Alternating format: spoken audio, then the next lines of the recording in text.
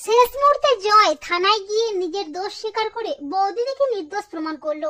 হ্যাঁ বন্ধুরা, আমরা এমনটাই দেখতে পাবো অনুরাগের ছোঁয়া ধারাবাহিকের আগামী পর্বগুলোতে।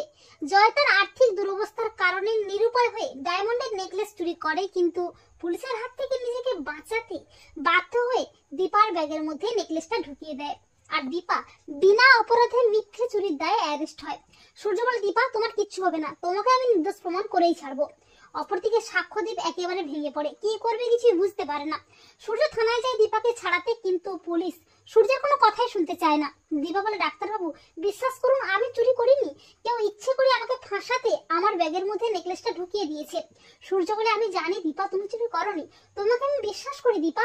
সাক্ষ্যদীপ বলে, অফিসার ওনার মতো মানুষ চুরি করতেই পারেন না, কিন্তু পুলিশ কোনো কথাই শুনতে চায় না। অপরদিকে জয়ের অনুশোচনা হয়। জয় বলে, এটা আমি কি করলাম? আমি চুরি করলাম অথচ বৌদিদিকে বিনা দোষে অ্যারেস্ট হতে হলো, এটা অন্যায়। না না, বৌদিদি নির্দোষ, আমি নিজে যাব থানায়, নিজের দোষ স্বীকার করে বৌদিদিকে নির্দোষ প্রমাণ করে ছাড়িয়ে আনবো।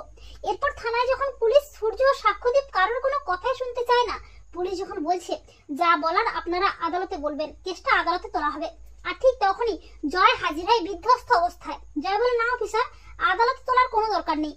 জয়কে দেখে চমকে যায় সূর্য ও সাক্ষ্যদীপ। অফিসার বলে, আপনি কি, আর আপনি এসব কি বলছেন? তখন জয় বলে, অফিসার আমি জয় সেনগুপ্ত, উনি মানে আমার বৌদিদি দীপা সেনগুপ্ত নির্দোষ, উনি কোনো অন্যায় করেননি।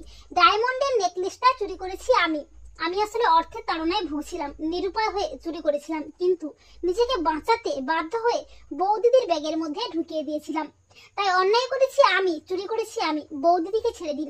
তা শুনে সূর্য বলে, ভাই তুই এসব কি বলছিস? তখন জয় বলে, হ্যাঁ দাদাই, তুই যা শুনলি সবটাই সত্যি। তো বন্ধুরা, তোমরা এটাই চাও তো যে জয় দিনের শেষ মুহূর্তে নিজের দোষ স্বীকার করে বৌদিদিকে নির্দোষ প্রমাণ করে? কমেন্ট করে এক্ষুনি জানিয়ে দাও তোমাদের মতামতটি।